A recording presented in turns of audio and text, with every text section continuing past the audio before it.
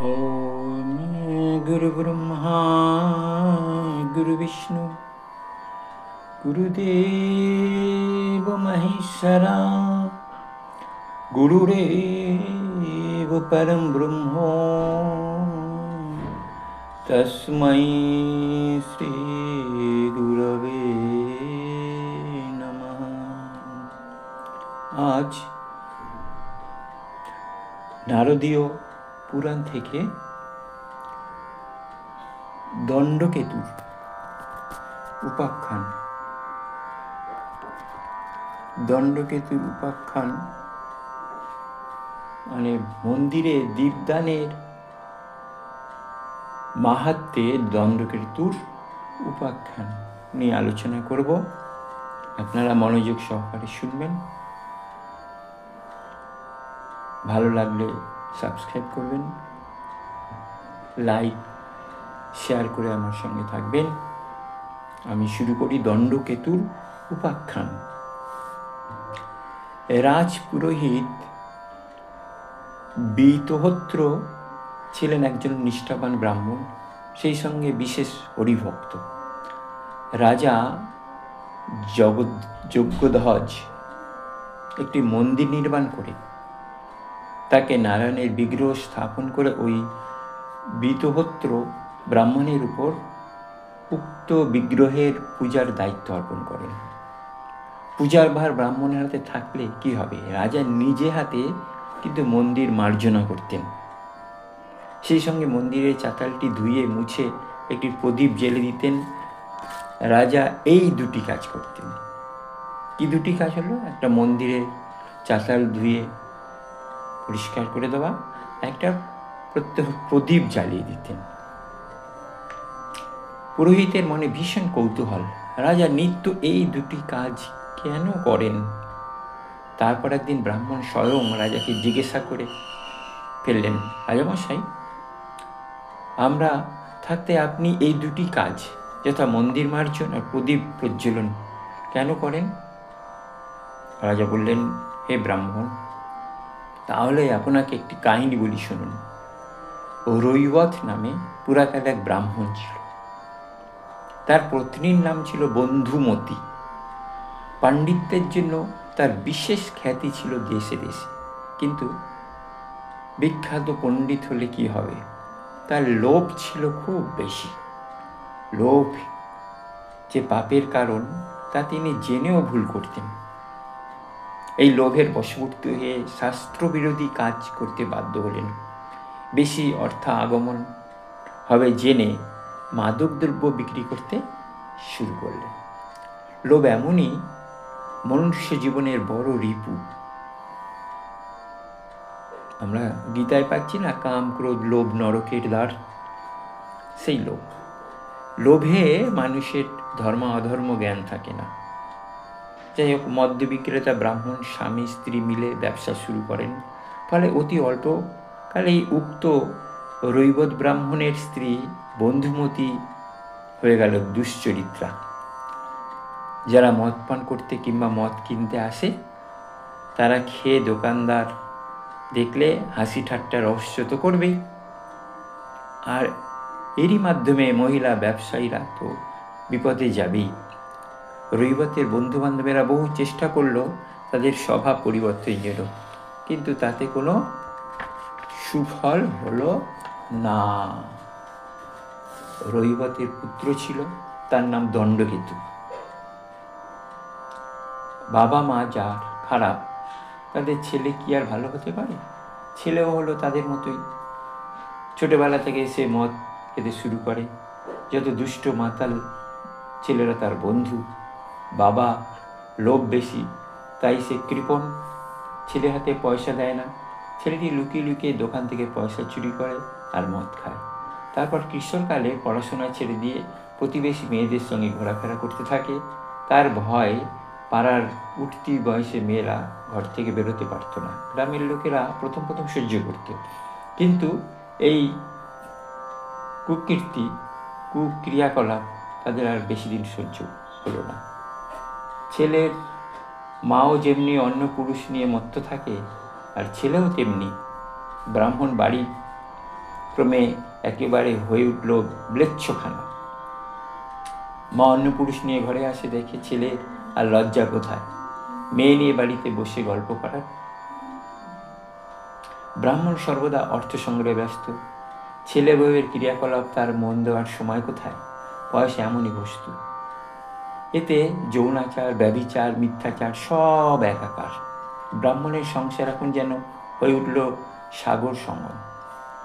এসব দেখে শুনে পাড়ার লোকেরা ওই ছেলের মা আর ব্রাহ্মণকে জোরপূর্বক গ্রাম থেকে বহিষ্কার করে দিল, লুট করে নিল তাদের মদের দোকান। আজকের দিনের মতোই আগেকার দিন ছিল না। তখন পাড়ার মোড়ল কেষ্টবিষ্টুরা যা করবে তা সাধারণ মানুষকে মেনে নিতে হবে। অগত্যা ব্রাহ্মণ স্ত্রী পুত্র সহ 3 জনে হাঁটতে হাঁটতে চললেন নর্মদা নদীর তীরে। সেখানে ছোট্ট দেখে একটি কুটির বানালেন। জমানো টাকা যা ছিল তা দিয়ে সংসার চলল কিছুদিন। তারপর ক্রমে ওরা দিন হতে দিনতর হতে লাগলো, কারণ জমানো টাকা তো শেষ হয়ে আসছে। এখানে এসে কি আর মদ ব্যবসা শুরু করতে পারবে? তাহলে লোকজন ডান্ডা মেরে ঠান্ডা করে দেবে। ক্রমেই রৈবত ব্রাহ্মণের ক্ষয়রোগে আক্রান্ত হলো। সে অনেক বৈদ্যের কাছে গেল, রোগ সারানোর অনেক চেষ্টা করলো, কিন্তু কোনো মতেই রোগ আর সারল না। কৃপণ লোকেদের এমনই হয়, বাক্সের গচ্ছিত ধন ডাক্তারি খায়, অথচ নিজেরা অকাল মৃত্যুর কোলে ঢলে পড়ে। রৈবত ব্রাহ্মণের অবস্থা তাই হলো। যা অর্থ সম্পদ ছিল সব বৈদ্যরা নিল, কিন্তু রোগ আর সারল না। তিনি চলে গেলেন পরলোকে। এর ফলে ব্রাহ্মণের অবস্থা হলো আরও করুণ। আর ছেলেটির কথা কি বলবো, সে উদ্যমের ষাঁড়ের মতন সদা সদা ঘুরে বেড়াচ্ছে, পথ দিয়ে মেয়ে গেলে তার সাথে মস্করা করছে, আর কারো কাছে দণ্ড দ্বারা আঘাতকে দণ্ডকেতু নাম তার কাছে সার্থক। কোনো কিছুকে সে পরোয়া করে না। ভয়, দুশ্চিন্তার ভবিষ্যৎ বলে তার কিছুই নেই।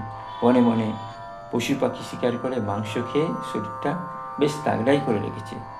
তারপর ব্রাহ্মণের ছেলে তো দেখতে শুনতে একটু ভালোই হয়, কিন্তু পাখি শিকার করে কি জীবন চলে? মাকে তো খাওয়াতে হবে। তাছাড়া রোজগারের পথ দণ্ডকেতুর ভালোই জানা আছে, সেটা হলো কি চুরি। একদিন সে ঘুরতে ঘুরতে দেখতে পেলে একটু বিষ্ণুর মন্দির। জায়গাটা বেশি নির্জন, মনোরম, নানাবিধ পুষ্পের বাগান দ্বারা সজ্জিত সেই স্থান। সেখানে দাঁড়িয়ে সেই মন্দিরের সৌন্দর্য দেখতে দেখতে দণ্ডকেতু নদীর দিকে তাকাতেই দেখতে পেল কয়েকজন নারী নদীতে স্নান করে ফুল তুলে মন্দিরে পুজো করতে ঢুকলো। মেয়েদের মধ্যে কয়েকজন সুন্দরী ছিল। তাদের দেখে দণ্ডকেতুর মনটা হয়ে উঠল চঞ্চল। মেয়েগুলো যথাবিধি পুজো সেরে বেরোতেই সে তাদের সঙ্গে উপযাচকে আলাপ করতে লাগলো। ব্রাহ্মণের ছেলে বলে তাদের কাছে নিজের পরিচয়ও দিল। আরও বলল, বিষ্ণু আমাদের উপাস্য দেবতা, আমরা বাড়িতে সর্বদা বিষ্ণু পূজাই করি। আমার পিতা সর্বদা বিষ্ণুর ধ্যানে মগ্ন থাকতেন এবং ওই ধ্যানরত অবস্থায় স্বর্গারোহণ করেছেন। আমিও মাঝে মাঝে এখানে বিষ্ণু মন্দিরে না এসে থাকতে পারি না। ঠিক আছে, আগামীকাল আবার তোমাদের সাথে সাক্ষাৎ হবে। এভাবে প্রায় দিন দণ্ডকেতু ওই মেয়েদের কামনায় সেই মন্দিরে যায় ও নানা ছলে নানা রকম কৌশলে রঙিন রঙিন কথা বলে মেয়েদের মনকে চঞ্চল করে থাকে। একদা সে একটি মেয়েকে ডেকে বলল, দেখো, প্রত্যহ তোমরা দিনের বেলা বিষ্ণুর পূজা দিতে আসো। পূজা দিতে এসে কখনো কি দেখেছ বিষ্ণু তোমাদের নৈবেদ্য গ্রহণ করে কিনা? তা দেখোনি। আমি কিন্তু রাত্রে পুজো দিতে আসি। বিষ্ণু আমার প্রদত্ত নৈবেদ্য সেবা করেছেন। একদিন রাতে এসে দেখো না, দেখবে বিষ্ণুর কি করুণ অবস্থা। তবে একাধিক লোকজন থাকলে উনি নৈবেদ্য সেবা করবেন না, তোমাকে একা আসতে হবে। শুধু তো পূজা করলেই হবে না, দেবতা নৈবেদ্য গ্রহণ করলেন কি না তা দেখতে হবে তো, বুঝতে হবে তো। গ্রহণ করলেই তো আমাদের পূজা সার্থক, তাহলে এইসব ভেক মাত্র। মেয়েটি দণ্ডকেতুর কথায় ভুলে গেল। বোকা মেয়ে, বুঝতে পারল না এই ছেলেটির চাতুরি। মনে মনে ভাবল, এই যুবক যা বলছে তা নিশ্চয়ই সত্য হবে। ঠিক আছে, আজ আসবো। ঠাকুর কেমন নৈবেদ্য সেবা করে আমাকে দেখতে হবে। যুবকটি বলল, অবশ্যই দেখাবো, তবে আর কাউকে আনবে না। এসব ভক্তি ও সাধনার জিনিস, লোক দেখানোর ব্যাপার নয়। ভগবান লোকের সামনে দাঁড়াতেই পছন্দ করেন না, কোনো কিছু ভক্ষণ তো দূরের কথা। তাহলে এসো কিন্তু। মেয়েটি গৃহে ফিরে গেল। তারপর রাত্রিতে গৃহের সবাই যখন ঘুমিয়ে আছে, আকাশের উজ্জ্বল তারাগুলো শুধুমাত্র তাকিয়ে আছে থমথম বসুন্ধরার প্রাণে, আর শিশি আকাশে অন্ধকার নিঃশ্বাস। তখন মেয়েটি একাই বেরিয়ে পড়ল মন্দিরের পথে। অবশ্য মেয়েটির বাড়ি মন্দির থেকে একটু দূরেই ছিল। এদিকে নির্জন মন্দিরে বসে আছে দণ্ডকেতু, সেই মেয়েটির অপেক্ষায়। যথাসময় উপস্থিত হলো মেয়েটি। দণ্ডকেতু মন্দিরের ভেতরেই বসেছিল। সে তাকে দেখতে পেয়ে ভীষণভাবে আনন্দিত হলো। ধীরে ধীরে বলল, এসো, ভেতরে এসো। এই কথা বলে দণ্ডকেতু দাঁড়িয়ে এসে মেয়েটির হাত ধরে তাকে বাইরে থেকে ভেতরে নিয়ে এলো। ঘুটঘুটে অন্ধকারে কিছুই দেখা যাচ্ছে না, শুধুমাত্র একটি প্রদীপ মিটমিট করে জ্বলছিল। দণ্ডকেতু তার নিজের কাপড়ের টুকরো দিয়ে বাতিটি বড় করে জ্বালালো। ভেতরটা বেশ পরিষ্কার পরিচ্ছন্ন দেখা যাচ্ছে। মন্দিরের বিগ্রহটার সামনে ছিন্ন কলা পাতা, নানা ফুলের টুকরো, বিভিন্ন উপকরণ পড়ে আছে। দণ্ডকেতু সেগুলোকে পরিষ্কার করে মুছে টুছে নিজের বস্ত্র দিয়ে সেই বস্ত্রটা জলে ভিজিয়ে মন্দিরটা বেশ মুছে পরিষ্কার করে দিল। তারপর মেয়েটিকে বলল, এই নির্জন স্বপ্নাচ্ছন্ন শূন্য মন্দিরে কেউ এখন এখানে আসবে না প্রিয়া। এসো, আমরা এখন এই দেবতার সামনে নিজেদের সমর্পণ করে দিই। দেবতার কাছে আত্মসমর্পণ না করলে তিনি কি করুণা করবেন না, দেখা দেবেন। এই জন্যই তো কৃষ্ণের এরূপ বস্ত্রহরণ লীলা। তুমি কি শোনোনি কিংবা গ্রন্থ পড়োনি এইসব কথা? বলেই জোরপূর্বক মেয়েটিকে অনাবৃত করে তার হাতে জোরপূর্বক সঙ্গে মিলিত হলো। সারা রাত ধরে ছিল তাদের কামসুখের তরঙ্গ, বিক্ষুব্ধ উন্মত্ততা। বোধ হয় মেয়েটিরও ইচ্ছে ছিল ওই ব্রাহ্মণ যুবকের রসসাগরে নিমজ্জিত হওয়ার। তা না হলে সে তো প্রচণ্ড চিৎকার করে লোকদের ডাকতেও পারত। আবার এটাও ঠিক যে সামনে কোনো বসতি বাড়ি না থাকায় মেয়েটির চিৎকার কেউ শুনতে পারেনি। যাই হোক, প্রভাত হয়েছে অনেকক্ষণ, তবুও ওদের ঘুম ভাঙেনি। নিত্যদিনের মতোই মেয়েরা পুজো দিতে এসে দেখলো তাদের বুঝতে আর বাকি রইল না যে গত রাত্রে এই মন্দিরের ভেতর কি ঘটনা ঘটেছে। চেনা মেয়ে ও চেনা ছেলেকে দেখে তাদের মধ্যে যেমন হাসির হুল্লোড় উঠছিল, তেমনি কারো কারো মনে গোপন ঈর্ষা জন্মাচ্ছিল। আবার ওদের সুখ রাত্রির কথা ভেবে ভেবে মর্মে হিংসাও লাগছিল। তাদের কয়েকজন ওদেরকে সেই মন্দিরে ঘিরে রেখে কয়েকজন পাড়া থেকে লোকজনদের ডেকে নিয়ে এলো। এই মজার সংবাদ শুনে বংশদণ্ড নিয়ে শত শত লোক ছুটে এলো। প্রয়োজনীয় গুরুত্বপূর্ণ কাজকর্ম ছেড়ে আবাল বৃদ্ধ বনিতার দল তথা উলঙ্গ বালক বালিকাও ভিড় করতে লাগলো ওই কীর্তিমতী ব্রাহ্মণ যুবক ও মেয়েটিকে দর্শন করার জন্য। সে ভিড় আর কমানো গেল না। সেদিন ওই গ্রামের দুপুরে রান্না আহার প্রায় অপরাহ্নকালে হয়েছিল। গ্রামবাসীগণ যা মজা আনন্দে লুটছিল তার তুলনা করা যায় না। বহু লোক সেখানে মজা লুটছিল, তেমনি বহু লোক রোদে ফেটে পড়লো। মন্দিরের মধ্যে এইরূপ অনাচার শুরু হয়ে গেল। অমানসিক মারধর, মারতে মারতে দুজনকেই মেরে ফেললো। সেখানে মেরে ফেললো দুজনকে। ব্রাহ্মণ যুবকটির মাথা এ সংবাদ শুনে সামনে নদীর জলে ঝাঁপিয়ে দেহত্যাগ করল। তাকে আর চিরকালের মতো দুর্নাম শুনতে হলো না। নানাজনের মুখে নানা কথা। মেয়েটির মাতাও লজ্জায় মুখ দেখাতে পারেননি। খবর এলো তিনিও নাকি আত্মহত্যা করেছেন। যাই হোক, 1 মাস ব্যাপী এই ঘটনা তৎকালীন সমাজের বিভিন্ন স্থানে মানুষের মনে মজলিসের আসরকে সরগম করে রেখেছিল।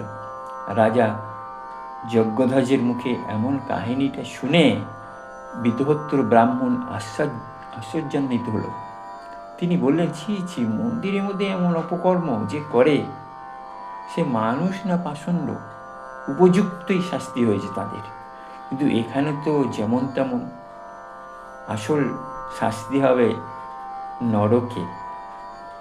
রাজা বললেন, যেভাবে দণ্ডকেতু মহাদোষে দোষী, তার নরকেই স্থান হওয়া উচিত। কিন্তু সে গেল বিষ্ণু লোকে। সেই সঙ্গে তার পুণ্যে ওই মেয়েটিরও স্থান হলো ওইখানে। ব্রাহ্মণ অবাক হয়ে বললেন, সে কি কথা? রাজা বললেন, ঠিক কথা, ভগবানের নির্দেশই এমন হয়।